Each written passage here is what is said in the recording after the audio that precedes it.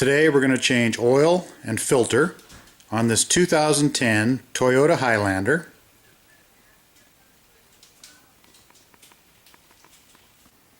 This has the 3.5 liter V6.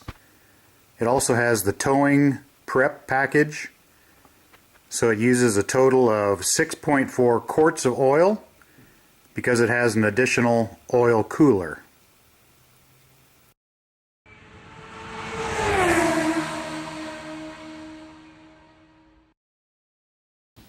I'm going to use 530 synthetic. I've got 6 quarts. I may come up a little short, but we'll go get some more. These cars use a filter cartridge. To get that oil filter off, you need a special wrench. Along with the cartridge, you get a new O-ring that goes around the main housing threads, and you also get an O-ring that goes over the little drain plug hole in the end of the filter. We'll get into that later. I'm going to use a purulator. There's the number. I forgot to mention that oil filter comes with this white piece on the end here. I've added a piece of clear tube to it. We'll see the purpose of that later. Is we'll poke that up in there. It'll drain the oil filter housing, and I can have the end of this tube down into the oil pan. I've got it up on ramps. I've also got a wheel chock under the rear wheel, and just to be safe, I've got a jack stand underneath there. Underneath the car, you've got your oil pan. It's got the drain plug right here. I was surprised to find that's a 14 millimeter. You've also got your oil filter housing up in here. Typically this would have a cover that popped into a couple of holes up in the front, and then there would be a couple of bolts here, but this cover's gone. This car has never been to anywhere but the dealership. This is its first oil change by an owner or a non-dealer, so apparently even the dealers don't put on these covers. There's also supposed to be, I think, a cover under here just covering up this exhaust pipe, oil pan, kind of the whole works. That was gone as well. So if yours isn't gone, you'll have a little work in getting this big cover off here, and then taking this cover off here to expose the oil filter cartridge up there. That oil filter comes with this white piece on the end here. I've added a piece of clear tube to it. We'll see the purpose of that later. Is we'll poke that up in there.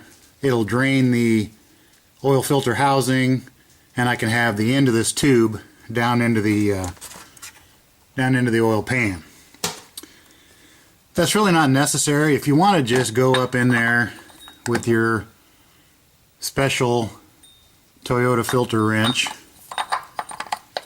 and grab a hold of that filter and just unscrew it, have your oil pan underneath it, you'll get a quarter cup of oil as you bring it out of there and tip it down. But either way, they also provide this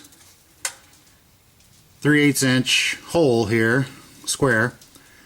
You can get your socket up in there, get that screwed out.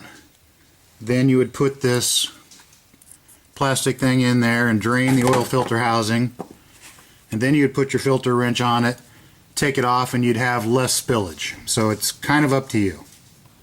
So I'm getting ready to take that drain plug loose.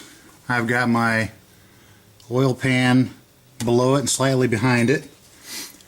Got my 14 millimeter wrench on a pretty long ratchet here. Got some gloves on. That was not very tight, but actually you don't have to go full gorilla on these. I'll just mention that they are real big, and I want you to replace the little gasket that's on here. I'm not sure if it's on the plug or stuck to the pan. We'll find out, but get this oil coming out here first. And we'll pull out of the way.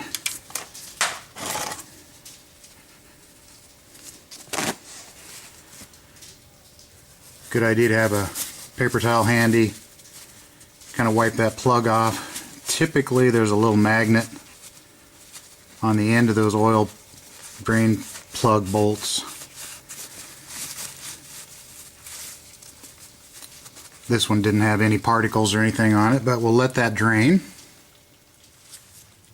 Okay, I checked. There was no gasket on the drain plug.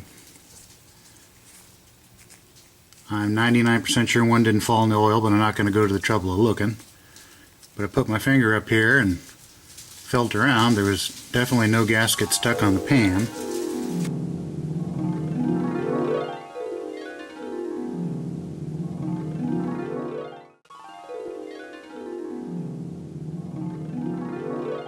So perhaps another quality dealership installation. So we'll see what we can find for a gasket for that.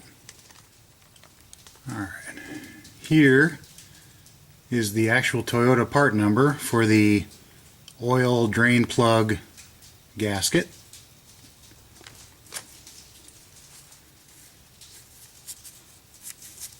They look like that. So we'll put one on there, get him up in here. He'll get enough oil on it from what's dripping out of there. If you want to, you can lube it just a little bit. I sometimes tighten it, untighten it just a freckle. But then if you want to, you can get your torque wrench out. This thing wasn't very tight. I've got my big Gorilla with me, which I shouldn't use that. Could get carried away. I'm going to switch to my smaller 3/8 wrench. There we go. Bad boy's tight. If I happen to come across the foot-pounds, I'll let you know, but something like 25, 30. Probably if I was just doing this and not videotaping for YouTube, I would just undo that filter and put up with the splash of oil, but we're going to try. Okay, I got the whole filter turning, which is not good. Okay, so I'm not going to have a lot of choice here. That nifty little cartridge drain plug was tighter than the filter itself. So we're going to get the oil pan below it. And we're going to spin this bad boy off.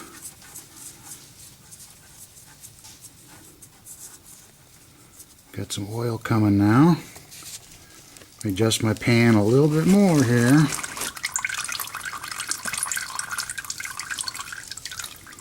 Okay. Yep, get a slosh.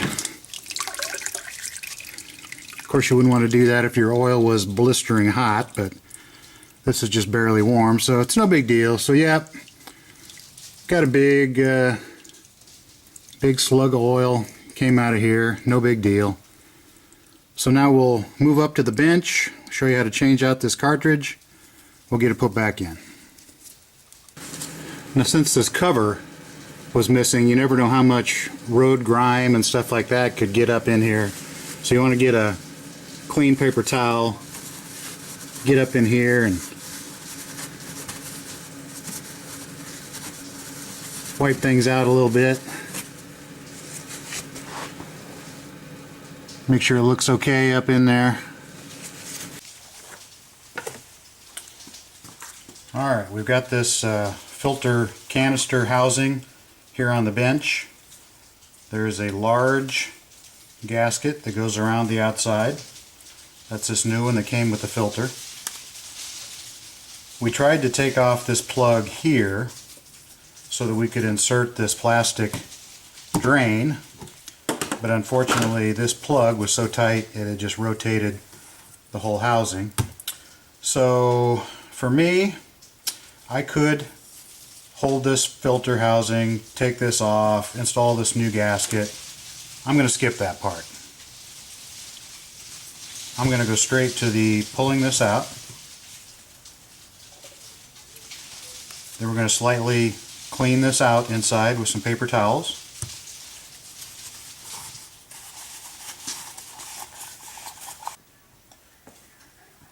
So once you've got the inside of this good and cleaned out, you want to check down inside there, make sure you didn't leave any chunks of paper towel, anything like that. Then you're going to want to get some kind of a little pick, an ice pick, something like that. Get under here, get this gasket off, get this new one.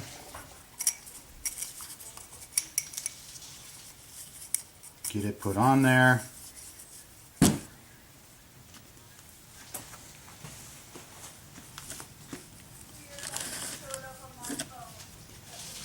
I'm going to take this new filter cartridge. Doesn't matter which way. I'll go ahead and put the text up. So put the text up. It doesn't really pop in or anything. There is a little bit of a spring action going on here. But then we're going to want to take and put just a little bit of oil in here. You don't want to go too crazy.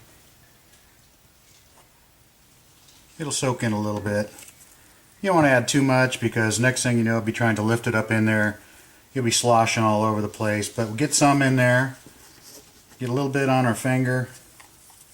And we'll lubricate that new gasket that we put around the housing there. And then basically we're ready to go. Can hold a little more. That's good. Adding some oil in here basically just reduces the amount of time that the engine is not pumping oil when you go to start it, so it helps out just a little bit. So now we'll take that, screw her back in there.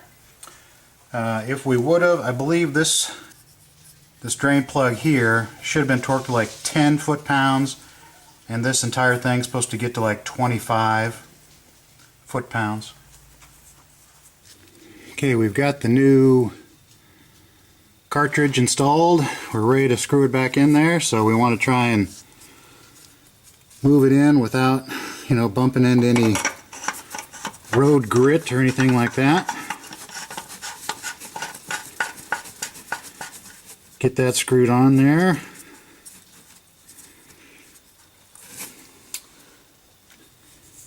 Now I'm going to take my fancy Toyota filter wrench.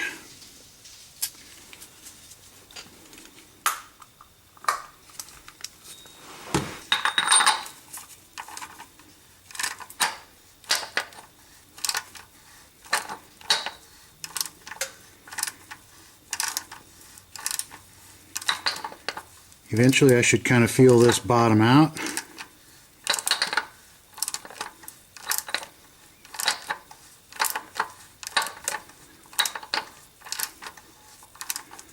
Alright, there she bottomed out, and now 25 foot-pounds. Okay. Now we move up top. We're going to put in about 5 or 6 quarts of oil in here. And then we're going to want to start the car and then go look underneath. Make sure we're not squirting oil out around that oil filter housing.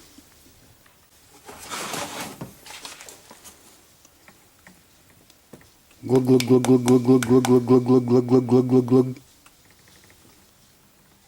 Alright, we've got at least 4.5 quarts in there. We're going to go ahead, start the car, make sure we're not squirting oil out, and then we'll get the car off the ramps, put the rest in there. Then we're going to reach over here, we'll check this dip tube. We'll grab the dipstick, we'll make a few measurements, top it off and get it just right.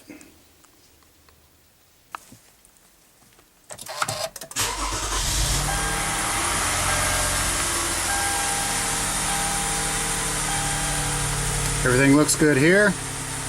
No oil light. Everything's good down below. We're not squirting anything out here. Let's get her off the ramps, get the level adjusted. We're all done. Kind of a crappy day out there today, but we've got it down on level ground. Put the rest of this in, check the dipstick, probably add the other quart, supposedly 6.4, because this one has that towing package with the oil cooler. And that should be it.